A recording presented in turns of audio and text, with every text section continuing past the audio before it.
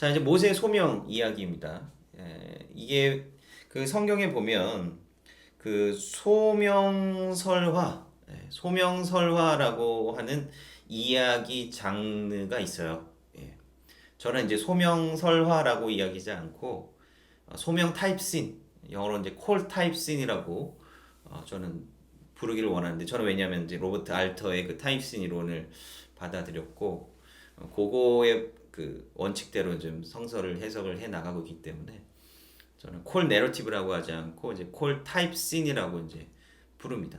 하나님께서 혹은 어떤 권위 있는 사람이 누구를 불러서 임무를 주는 거죠. 새로운 역할을 부여해 주는 것입니다. 그리고 그 사람이 그 역할을 부여받고 이제 새로운 임무 수행을 이제 하게 되는 것인데, 바로 그 첫 단추가 바로 요 소명이라고 하는 부분들이고, 이 소명이라고 하는 그 이야기 유형들은, 그 타입들은 바로 뭐 모세에도 나오고요, 사사기에 나오는 이제 기도원에서도 나오고, 그다음에 예언서들에서도 막 나오잖아요, 그죠? 예레미야가 하나님 앞에 소명받는 부분, 이사야가 하나님부터 소명받는 부분들, 뭐 이런 부분들이 종종 빈번하게 나오지 않습니까? 그럼 이렇게 빈번하게 반복되어서 이제 나타나는 게 이제 도대체 무엇일까? 무슨 이유일까? 이런 그 패턴이, 이야기 패턴이 기능하고 있는 것이 과연 무엇일까를 좀 우리가 생각을 해봐야 될 것 같고요. 특히 이제 모세 같은 경우 좀 특이한 게 뭐냐면, 출애굽기 3, 4장에 한 번 나오고요, 나중에 출애굽기 6장에 또 한 번 나와요. 이게 소명의 이야기가 두 번 반복된다라고 하는 것이죠. 그래서 이제 문서설이나 혹은 역사비평적인 입장에 있는 학자들은 뭐 3, 4장을 뭐 이제 제2와 2의 이야기라고 이제 보고 있고, 6장의 이야기를 P 이야기라고 이제 보고 있는데, 이렇게 그럼 다른 문서로 이해해야 될 것이냐, 아니면 우리가 이것을 공시적인 측면에서 최종 본문의 측면에서 우리가 보았을 때 이것을 어떻게 이해할 수 있을까라고 하는 질문을 좀 해봐야 된다라고 하는 것이죠. 우리가 이제 먼저 이해해야 될 부분들은 뭐냐면요, 소명 이야기에 반복되는 그 소명 이야기의 패턴들이 도대체 의미하는 그 문학적인 기능이란 무엇일까를 우리가 먼저 좀 생각을 해봐야 된다라고 하는 거예요. 그 소명설화를 분류할 때 사람들은 여러 가지 기준점들을 제시했습니다. 뭐 앞에 무슨 뭐 어떤 고난의 상황이 오고 부르짖으면 이제 하나님께서 그에 대한 응답으로 한 사람을 부르고 이름을 부르고 뭐 그 사람한테 이야기를 하고, 그 사람이 거부를 하죠. 보통 거부가 많이 나와요. 거절을 하게 되고, 그다음 거절하니까 설득시키려고 막 기적 같은 거 보여주시고, 아유 그럼 제가 할게요라고 하면서 이제 확증을 하고, 그 다음에 이제 바뀐 그 모습을 이야기를 하고 있죠. 그런데 이게 정확하게 이렇게 딱 떨어지지가 않아요. 그리고 이게 분류하는 기준도 학자들마다 자기가 가지고 있는 어떤 역사관에 따라 좀 다 달라요. 어떤 사람은 이제 요 소명 이야기의 그 핵심이 뭐냐면 구원 이야기를 이야기하는 것이다. 그렇기 때문에 이제 앞에 당연히 어떤 당시 시대의 어떤 고난, 압제받는 상황이 당연히 앞에 나와 있어야 된다라고 이제 그렇게 분류를 하는 것이고, 어떤 사람은 그게 아니다. 예언자들이 그 앞에 있었던 모세나 기도원과 같은 그런 식으로 우리도 부름받은 사람들이다라고 하는 것을 주장하기 위해서 이런 유형을 따와서 자기네들의 이야기에 녹인 것이다라고 이야기를 하고 있어요. 그때는 뭐 굳이 예언자의 상황이니까 뭐 압제라든지 이런 상황이 뭐 꼭 필요한 것은 아니잖아요, 그죠? 그래서 이게 다 달라요. 아니 이게 막 콜신이야, 이게 뭐 콜네러티브야 하면서 학자들마다 다 다르다라고 하는 얘기죠. 그런데 이게 제 박사 논문의 한 축인데요. 그런데 이제 이게 좀 더 넓은 시각에서 좀 문학 관습의 관점에서, 그리고 좀 심리학적인 관점에서 바라보면 그렇게 뭐 너무 디테일하게 분류하지 말고 조금 뭉뚱그려서 좀 더 뒤에서 좀 멀찌감치 바라보자라고 하는 것을 이제 제가 주장을 한 거거든요. 그래서 이게 다 많은 학자들이 제시한 많은 이야기들 다 모아봤어요. 모아보고 이거를 좀 큰 틀에서 좀 바라봤더니 굉장히 이 세 가지가 굉장히 중요한 측면이다라고 하는 거죠. 일단 소명이 부여됩니다. 하나님에게 소명을 받든 뭐 인간에게 소명을 받든 간에 소명이 부여가 되는 것이고요. 그다음에 설득과 확증의 그 역학관계가 있어요. 항상 이 거부하게 돼 있어요. 뭔가 좀 새로운 임무를 받아들이면 잘 이게 거부하려고 하는 경향이 나온다라고요. 그다음에 변화된 지위 확인이다. 나중에 이 콜신이 끝나고 나면 그 사람은 지위는 완전히 변화해 있는 거다라고 하는 거예요. 이 세 가지 요소가 가장 핵심적인 부분이라고 생각을 하는데요. 신화 이론에서도 요 굉장히 중요한 게 뭐냐, 인문이라고 하는, 영신화에 있어서 굉장히 중요한 포인트가 뭐냐, 인문이에요. 그냥 평범하게 살다가 갑자기 이제 뭔가 어째 거대한 서사시의 주인공이 되는 그 시점들이 딱 튀어나오거든요. 그 엄청나게 급격하게 변하는 그 시점이 있어요. 그걸 입문이라고 하는데 성경에서도 그 비슷한 부분들이 부각이 된다라고 하는 거예요. 모세도 뭐 양 치던 목자인데 살인 저지르고 도망가가지고 아무 생각 없이 양 치고 있다가 갑자기 불타는 떨기 나면서 확 보거든요. 그러면서 하나님의 소명을 받고 모세가 거절하잖아요. 우리가 생각할 때, 야, 뭘 좀 거절하냐. 좀 하나님께서 부르시면 바로 응답하면 되지라고 하지만, 그게 인간의 심리다라고 하는 거예요. 변화에 대한 저항이다라고 하는 거죠. 사람들은 관성적으로 살기 원합니다.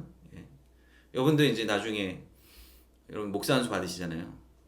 목사 안수 받으시기 전날에 상당히 고민됩니다. 예. 전날 밤에, 내가 받아야 되나 말아야 되나. 이거 받으면 물릴 수도 없을 것 같은데, 5만 가지 생각이 다 들어요. 예. 그때 이제 그 다음날 빨간 스톨 걸치고 나면 체념하겠는데. 예. 근데 이게 그리고 여러분들 뭐 굳이 목사 안수 같이 뭐 거창한 거 아니더라도 그것도 거창한 거네. 결혼 마찬가지예요. 예. 결혼해서 새로운 삶을 살아간다? 이건 정말 그 좋은 일이지만 저항감이 상당하다고요. 그러니까 이 변화라고 하는 것이 이 성경에서 굉장히 중요한 아주 어려운 그런 느낌을 전달해 준다라고 하는 것이고 이 모세의 소명서라에서 나타나는 그런 건 뭐냐면 이렇게 결단하고 자기 소명을 받아들이고 어려운 과정을 통해서 리더로 세움받았다라고 하는 것이죠. 모세는 이스라엘 역사상 첫 번째 리더잖아요. 그 여러분들 이거 보시면 아시겠지만 모세가 굉장히 이것저것 이 핑계 저 핑계 대면서 막 거절을 합니다. 뭐 나는 하나님 누군지도 모르는데요. 뭐 기적 보여주시잖아요. 나는 말 잘 못합니다. 아론 있지 않냐라고 하면서 뭐 얘기하지 않습니까? 그게 타입신의 관점에서 보면 반복이 되는 거죠. 반복은 강조예요. 그만큼 모세가 첫 번째 이스라엘의 지도자로서 혹은 첫 번째 공식적인 예언자로서 부름받았다라고 하는 것은 굉장한 자기 결단이 필요했던 일이다라고 하는 것이죠. 그리고 이 이야기 틀 안에서 보면 이 모세의 그 소명서라에 나타나는 다른 이야기들과의 분명한 또 차이점들이 있잖아요. 제가 말씀드린 차이점이 중요하다라고 했을 때 그 차이점이란 도대체 뭐냐라고 하는 것입니다. 그거는 하나님의 그 섭리와 관련이 되어 있는 것이고 모세 자신의 삶의 어떤 비극적인 부분하고도 이제 관련이 되어 있다라고 하는 것이죠. 출애굽기 3장 17절에서 22절 보면 자 모세한테 이렇게 얘기를 하시는 거죠. 내가 말하였거니와 내가 너희를 애굽의 고난 중에서 인도하여 내어 젖과 꿀이 흐르는 땅 이렇게 얘기할 것이다. 얘기하면 그들이 내 말을 들으니 너는 그들의 장로들과 함께 애굽 왕에게 이르기를 히브리 사람의 하나님 여호와께서 우리에게 임하셨은즉 우리가 우리 하나님 여호와께로 제사를 드려 하오니 사흘 김즉 광야로 가도록 허락하소서 하라. 내가 아노니 강한 손으로 치기 전에는 애굽 왕이 너희가 가도록 허락하지 아니하다가 내가 손을 들어 애굽 중에서 여러 가지 이적으로 그 나라를 친 후에야 그가 너희를 보내리라. 내가 애굽 사람으로 이 백성에게 은혜를 입히게 할지라. 너희가 나갈 때 빈손으로 가지 아니하리니. 자, 여기에서 하나님의 역사가 어떻게 이루어질 것이냐를 이제 모세의 소명 이야기 안에서 이제 거론이 되고 있지 않습니까? 네. 그러니까 이집트 안에서의 그 노예로서의 삶이 도대체 뭐냐라고 하는 거에 대한 간접적인 힌트가 들어가 있는 거. 하나님의 섭리 안에 있었다라고 하는 거죠. 그러니까 모세가 이스라엘 백성들에 가면 우리가 하나님 만났다라고 했을 때 이 사람들이 가질 수 있는 우리가 가질 수 있는 그 신앙적인 질문이 있잖아요. 왜 우리를 이렇게 오랫동안 노예로 불었느냐라고 하는 거예요. 근데 하나님께서 여기서 말씀을 내가 너희를 이끌어낼 텐데 너희가 너희를 이끌어낸다 할지라도 그것이 금방 이렇게 이루어지는 것이 아니라 내가 하나님께서 이 애굽의 나라를 친 다음에 너가 그 이후에야 나갈 것이다라고 이야기를 하고 있는 거예요. 그러니까 거기에 머무르게 하셨던 것도 하나님이고 이제 나가는 타이밍도 결국 하나님께서 정하시고 하나님께서 인도하신다라고 하는 것이죠. 네. 그리고 뒷부분에 보면 하나님께서 바로의 마음을 완고하게 하셨다라고 하는 건 계속 나오잖아요. 그죠? 계속 나오잖아요. 바로의 완고함이라고 하는 거 우리가 아니 하나님께서 왜 이렇게 골탕을 먹이시나 그냥 내보내시면 되는데 왜 저렇게 만드셨는가라고 하는 것이죠. 그럼 바로는 또 자기 의지로 이스라엘 백성들을 정말 묶어두는 건가라고 하는 그런 질문도 두게 되는 것이고요. 굉장히 어려운 본문이다라고 하는 것이죠. 이게 어렵게 느껴지는 이유가 무엇이죠? 우리는 인과론의 세계에서 교육을 받았기 때문인 거예요. 인간의 철저한 논리는 뭐냐면 인과론의 과학 논리죠. 원인이 있어야 결과가 있는 겁니다. 내가 잘못을 해야 벌을 받고 내가 선한 일을 하면 내가 복을 받는 거예요. 이게 우리가 흔히 생각하는 상식적인 인과론이다라고 하는 것이죠. 성경에 보면 인과론대로 작동을 안 하거든요. 우리 삶을 보면 인과론대로 작동하나요? 예? 작동 안 하잖아요. 그 인과론에 대해서 굉장히 그 항거한 인물이 누굽니까? 성경 속에 욥이거든요.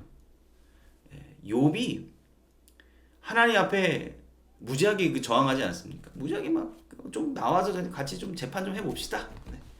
누가 말이 맞는지 누구 삶이 맞는지 내가 하나님 앞에 도저히 잘못한 일이 하나도 없는데 도대체 왜 나한테 이러십니까? 욥이 하나님한테 항거한 것도 인과론이었고 새 친구들이 욥을 찾아와가지고 야 너 잘못한 거 있잖아 그러니까 벌 받은 거 그것도 인과론이에요. 네. 그들은 사람들은 다 인과론의 논리에서만 이렇게 했는데 욥기에서 말하는 건 뭐예요? 처음부터 말하잖아. 이건 하나님의 섭리다라고 하는 거예요. 사탄과 하나님께서 대화를 하던 중에 이 욥을 시험하기 위한 하나님의 계획이었고 섭리였다라고 하는 것이죠.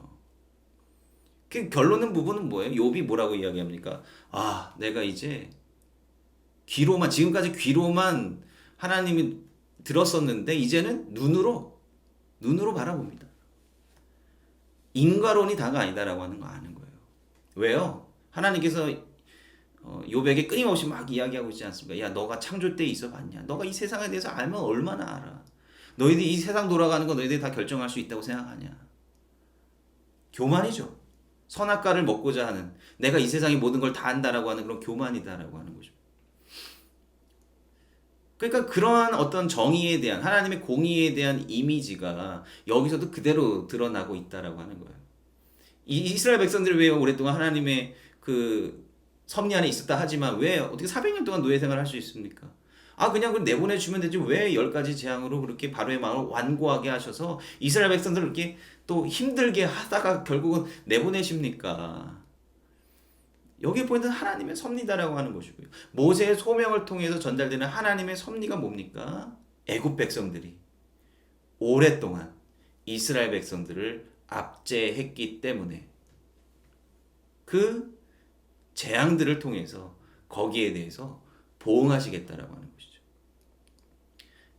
바로의 마음이 누그러져가지고 빨리 가라라고 했으면 그냥 끝났겠지만 그렇게 끝나지는 않는다라고 하는 것이고 또한 하나님의 역사는 항상 이면적입니다. 그렇다고 해서 이집트 백성들을 멸망케 하고 막 그 사람 저주하는 건 아니에요. 그러나 도리어 뭐예요? 바로 이 일을 통하여서 애굽 사람들 역시 애굽 백성들 역시 하나님의 능력, 하나님을 두려워하게 되는 그러한 마음을 갖게 될 것이다라고 하는 게 바로 이 소명설화에서 나타나는 굉장히 중요한 핵심적인 말씀이다라고 하는 것이죠. 자, 4장 29절에서 31절 또 볼게요. 4장 29절. 그건 모세가 이제 그 도대체 모세가 어떤 지위가 되었냐라고 하는 것을 우리가 봐야 돼요. 모세와 아론이 가서 이스라엘 자손의 모든 장로들을 모으고 아론이 여호와께서 모세에게 이르신 모든 말씀을 전하고 그 백성 앞에서 이적을 행하니 백성이 믿으며 여호와께서 이스라엘 자손을 찾으시고 그들의 고난을 살피셨다 함을 듣고 머리 숙여 경배하였더라. 자, 이게 모세가 하나님으로 맡은 새로운 지위를 나타내는 첫 번째 모습이었습니다. 하나님께서 소명을 받고 하나님으로부터 소명을 받고 그가 행했던 첫 번째 일이 바로 요 일이었다라고 하는 것인데 이게 뭐냐면 예언자의 직무였다라고 하는 거예요. 모세는 예언자이자 구원자였습니다. 이런 리더가 그 이후에 이스라엘에서는 나타나지 않았죠. 그래서 신명기에서 마지막에 모세와 같은 예언자가 다시는 오지 않을 것이다라고 이야기하지 않았습니까? 그러니까 모세는 바로 이러한 소명을 가지고 이 예언의 사역을 이제 감당하기 시작했다라고 하는 것이고 여기서 예언자의 역할이 굉장히 중요하게 나타나는데요. 예언자의 도대체 역할이 뭐냐? 이 모세가 하나님의 말씀을 이스라엘 백성들에게 전했더니 이스라엘 백성들이 뭐 했다 그랬어요? 모세와 하나님은 여호와를 믿었다라고 했잖아요. 믿었다. 그러니까 예언자의 역할이라고 하는 것이 백성들에게 하나님의 말씀을 전해서 그들을로 하여금 하나님의 말씀을 믿고 순종하게 만드는 것이 굉장히 중요한 역할이었다라고 하는 것이고, 그래서 이 예언자 모세를 통해서 하나님의 말씀인 율법이 또 전해지는 것 아니겠습니까? 또 다른 하나의 이 예언자의 측면이 도대체 뭐예요? 이스라엘 백성들과 하나님 사이를 중재하는 역할을 하는 거죠. 예언자는 또한 기도를 통해서 하나님의 마음을 바꾸는 역할을 가지고 있는 것입니다. 이게 이제 모세가 가지고 있었던 굉장히 중요한 예언자이자 구원자로서의 직임이었다라고 하는 것입니다.